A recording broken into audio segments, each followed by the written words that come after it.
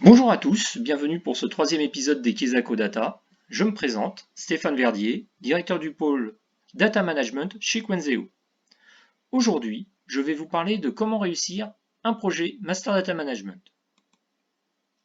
Dans cet épisode, nous allons faire un rappel de l'épisode 2 sur le Master Data Management, aborder et détailler les 4 points suivants. Tout d'abord, où sont les données? Ensuite, la qualité des données, l'organisation du projet et enfin, la formalisation du besoin. Le Master Data Management. Dans cette partie, nous allons répondre aux questions suivantes. Qu'est-ce que le Master Data Management? Quel est l'objectif du Master Data Management? Quel est l'écosystème d'un Intelligent Data Hub? Qu'est-ce qu'un Master Data Management? Un MDM centralise toutes les données de référence en un point unique, le Golden Record.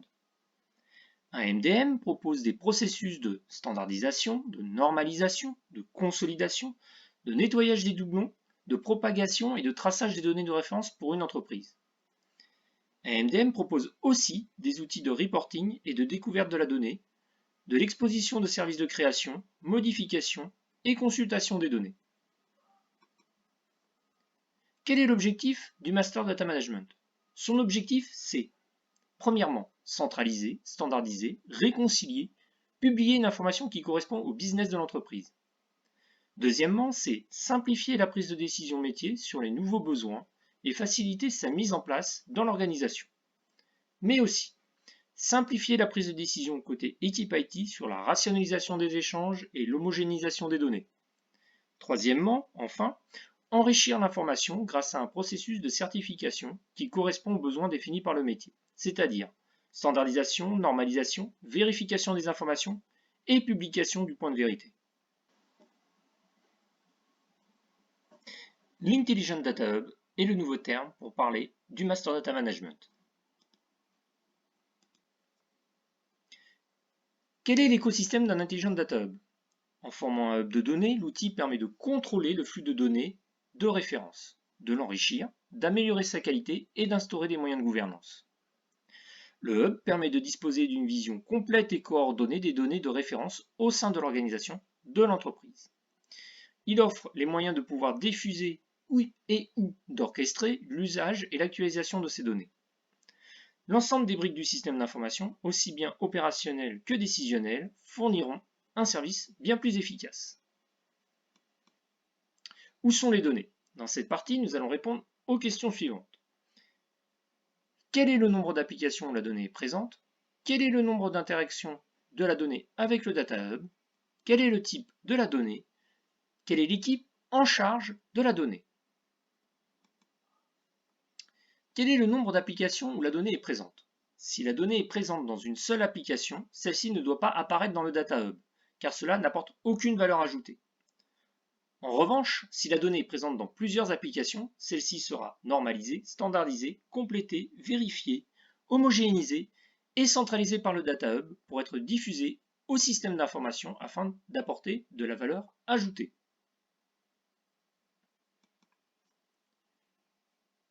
Autre question, quel est le nombre d'interactions de la donnée avec le Data Hub?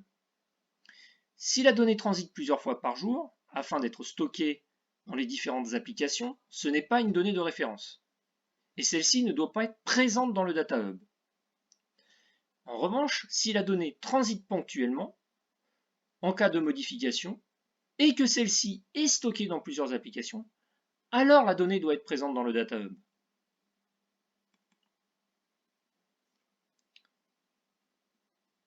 Comment différencier les types de données? Si la donnée évolue ponctuellement, alors c'est une donnée de référence. Si la donnée est volatile et évolue constamment, alors c'est une donnée opérationnelle. Quelle est l'équipe en charge de la donnée? Une fois que les données de référence sont recensées, la connaissance d'une équipe garante est nécessaire et primordiale afin d'éviter des difficultés en cas d'arbitrage manuel à appliquer dans le Data Hub. En effet, quel que soit le type de règle ou de processus automatique réalisé, en cas d'arbitrage, une action humaine devra être effectuée sur la donnée pour apprendre au système à évoluer. La qualité des données. Dans cette partie, nous allons répondre aux questions suivantes. Quand doit être traitée la qualité de la donnée? Qui doit qualifier la donnée? Comment préparer les données? Quand doit être traitée la qualité de la donnée? Dès le démarrage du projet, la vérification des données qui seront présentes dans le Data Hub doivent être prises en compte. La qualité de la donnée du système d'information, avant le paramétrage du Data Hub, donne des indicateurs sur l'hétérogénéité, la normalisation, l'accessibilité à l'information. En fonction de ces indicateurs, la gouvernance de la donnée sera plus ou moins complexe à effectuer. Qui doit qualifier la donnée? Qui connaît le plus les données au sein de l'entreprise? Ce sont les utilisateurs et les métiers. La qualification de la donnée est une tâche qui incombe aux équipes métiers. Les équipes IT sont là pour les aider dans cette tâche. Les équipes peuvent s'appuyer sur des outils de découverte de la donnée présents dans le Data Hub ou des outils de reporting de Business Intelligence. Comment préparer les données? Une fois les données recensées, les équipes métiers et IT doivent travailler conjointement. Premièrement, les équipes métiers écrivent les règles pour redresser les données. Deuxièmement, les équipes IT réalisent des scripts et les patchs à appliquer sur les applications. Ce travail entre les équipes métiers et IT est crucial, prend énormément de temps en fonction de la qualité des données existantes, du nombre d'applications et de la disponibilité des équipes. L'organisation du projet. Dans cette partie, nous allons répondre aux questions suivantes. Quelles sont les parties prenantes identifiées sur le projet? Quelle est la capacité à faire de chaque partie prenante sur le projet? Quelle est la méthode projet la plus adaptée à la mise en œuvre d'un Data Hub? Quelles sont les parties prenantes identifiées sur le projet? Un Data Hub est un projet d'entreprise qui a pour but d'urbaniser, rationaliser et centraliser les informations à forte valeur ajoutée afin de pérenniser et d'augmenter le business de l'entreprise. Il est donc important d'avoir, si possible, des personnes de chaque équipe. Sponsor métier, PMO, maîtrise d'ouvrage, assistance à maîtrise d'ouvrage, architecte fonctionnel, utilisateur, sponsor DSI, maîtrise d'œuvre, assistance à maîtrise d'œuvre, architecte technique, DevOps, infrastructure et exploitation. Quelle est la capacité à faire de chaque partie prenante sur le projet? La capacité à faire sur le projet de chacune des parties prenantes doit être estimée et connue par l'ensemble des équipes afin d'estimer les jalons. Cette démarche va permettre d'avoir une vision claire à court et moyen terme. Moyens mis en place en termes de personnes et de coûts, avancement projet, arbitrage, indicateurs de suivi, reporting et KPI. La méthode Scrum offre plusieurs avantages sur des projets d'entreprise. Premièrement, les cérémonies sont planifiées sur des jours exacts. Deuxièmement, un stand-up meeting est organisé par les équipes tous les jours. Troisièmement, les sprints ou itérations sont de 2 à 3 semaines avec une démonstration du produit à livrer en fin de sprint.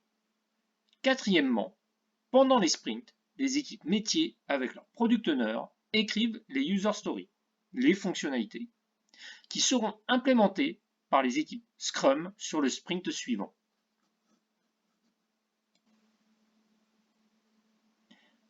La méthode Scrum donne de la visibilité à l'ensemble de l'organisation.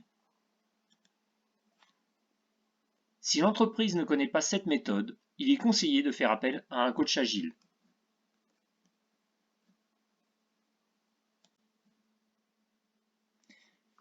La formalisation du besoin. Dans cette partie, nous allons répondre aux questions suivantes. Qui formule le besoin? Qui implémente le besoin? Qui recette le besoin? Qui livre le besoin? Et enfin, je vais vous présenter un exemple de planning pour un MVP. Qui formalise le besoin? La formalisation du besoin incombe au métier. La formalisation du cahier des charges, du pré-cadrage et du cadrage, des user stories, des backlogs incombe au métier. Les équipes IT accompagnent les équipes métiers en termes de recommandations et de faisabilité du besoin. La rédaction des documents de mise en œuvre incombe aux équipes IT. Qui implémente le besoin? Les équipes Scrum, composées des équipes IT et infrastructure, implémentent le besoin en fonction du backlog, des sprints et des priorités fournies par le Product Owner. Qui recette le besoin? Les équipes Scrum et les équipes métiers recettent le besoin. Les équipes Scrum recettent techniquement et les équipes métiers recettent fonctionnellement. Qui livre le besoin? La livraison sur les environnements métiers et en production ne peut se faire sans l'accord du Product Owner. C'est l'équipe Scrum qui livre le besoin sur les environnements demandés. L'exemple montre le sprint 0 de 8 semaines pour réaliser et déployer le MVP en production.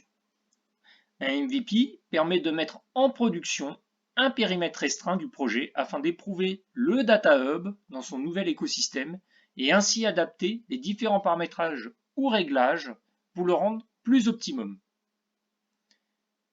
La durée du sprint 0 peut varier en fonction des besoins en termes de workflow, d'interface utilisateur et d'intégration des données. Je vais détailler chaque tâche pour vous aider à les appréhender. Dans la gouvernance MDM, premièrement, établir des objectifs et des rôles. C'est définir les objectifs du projet, définir les rôles qui doivent être engagés dans le processus, définir l'équipe projet MDM, valider l'objectif avec la direction, trouver le ou les sponsors. Deuxièmement, la participation des parties prenantes. C'est identifier les parties prenantes, définir les rôles de chacun, impliquer la direction, impliquer l'équipe projet, impliquer les équipes des applications sources, exprimer et communiquer sur les facteurs clés de réussite, créer l'équipe de gouvernance de la donnée. Troisièmement, gérer les activités et la gouvernance. C'est mesurer les objectifs clés en fonction des réalisations, mettre en place des rapports précis sur les activités du MDM et des master data, identifier les data owners et les process owners, proposer des améliorations futures et planifier les prochaines itérations. Enfin, gérer le backlog. Quatrièmement, communiquer les réalisations. C'est informer les cadres et tous les membres de l'équipe ainsi que les consommateurs de données de l'état d'avancement du projet MDM. C'est définir clairement les buts et les objectifs du projet. C'est expliquer le retour sur investissement de la qualité des données à l'aide de métriques de performance clés et c'est gagner en visibilité au niveau de l'entreprise. Sur l'implémentation du MDM, premièrement, la mise en place et les formations. C'est créer les environnements de développement et de recettes. Planifier la création des environnements de qualification et production. Former les personnes sur l'outil. Deuxièmement, découverte des données. C'est identifier les applications sources, identifier les entités sources et les relations, comprendre la sémantique des attributs sources, profiler les données sources, déduire les données de référence, les listes de valeurs et les nomenclatures. C'est aussi identifier le processus de consultation, création, modification, suppression des données sources. C'est identifier les règles existantes sur la donnée, validation, enrichissement, normalisation et standardisation. C'est aussi identifier les processus existants d'intégration et de circulation des données entre les applications. Enfin, c'est documenter tous les points cités. Troisièmement, la modélisation. C'est concevoir les principales entités du MDM. Clairement définir les listes de valeurs, les nomenclatures et les données de référence. c'est définir les attributs minimums nécessaires dans le MDM, mettre en place le dictionnaire de données, créer les relations et les cardinalités entre les entités du MDM, revoir les choix de modélisation avec l'équipe de gouvernance de la donnée. Quatrièmement, le paramétrage des règles, c'est définir les règles de validation sur les attributs, les listes de valeurs, les nomenclatures, les clés primaires, les clés étrangères, les plugins. C'est définir les règles d'enrichissement, de normalisation, de standardisation. C'est définir les règles de rapprochement, définir les règles de survie en fonction des applications. C'est revoir les choix de la modélisation avec l'équipe de gouvernance de la donnée. Cinquièmement, le paramétrage des workflows utilisateurs, c'est définir les étapes de création des données de base et les workflows utilisateurs dans le MDM. Définir les workflows collaboratifs pour les data owners des données sources. Définir les étapes de gestion des données rejetées dans les workflows. Identifier et implémenter les règles d'attribution des tâches. Implémenter les tâches. Implémenter les transitions et les comportements liés au workflow. Sixièmement, paramétrage des interfaces utilisateurs, c'est définir et implémenter les écrans de l'application, définir les accès hiérarchiques aux données, drill down par exemple, afficher les informations qui ont le plus de valeur ajoutée pour l'entreprise, définir les actions autorisées pour les utilisateurs, définir la structure de l'application et appliquer le branding de l'entreprise sur l'application. Septièmement, politique de sécurité et rôles, c'est définir les rôles dans la plateforme MDM, paramétrer les politiques d'accès aux données horizontales et verticales pour chaque rôle. Identifier et se connecter à l'annuaire utilisateur de l'entreprise. Huitièmement, intégration des données sources, c'est connecter le TL aux applications sources, implémenter le mapping entre les applications sources et le modèle de données MDM, définir et implémenter la transformation des données, implémenter le processus d'intégration, les fameux jobs d'intégration. C'est mettre en place une stratégie de propagation pour la collecte des données sources. Et enfin, implémenter chaque mécanisme de collecte des données sources. Neuvièmement, intégration des données cibles. C'est identifier les applications qui vont consommer la donnée. Concevoir les processus pour alimenter les applications consommatrices. ETL, Java API, RESTful Web Service, export Microsoft Excel ou CSV par exemple. Dixièmement, question-réponse, déploiement du MVP. C'est préparer le MDM pour les tests UAT, exécuter le plan de test UAT, itérer et corriger les bugs, déployer les modèles sur les environnements de recettes et qualification, déployer le MDM sur l'environnement de production, déployer les flux d'intégration des données des applications sources, déployer les flux d'intégration des données des applications cibles. Et enfin, célébrer la mise en production du MVP. Dernièrement, consulter l'éditeur, c'est être accompagné sur les points critiques du projet pour paramétrer le Data Hub dans les meilleures conditions. Voilà, c'est fini pour aujourd'hui. Pour le prochain épisode, je vais aborder quelles sont les erreurs à éviter sur un projet Master Data Management. Merci d'avoir suivi ce troisième épisode de Kezako Data. N'oubliez pas de vous abonner à notre chaîne YouTube et si besoin, contactez-nous via contact@quenzeo.com.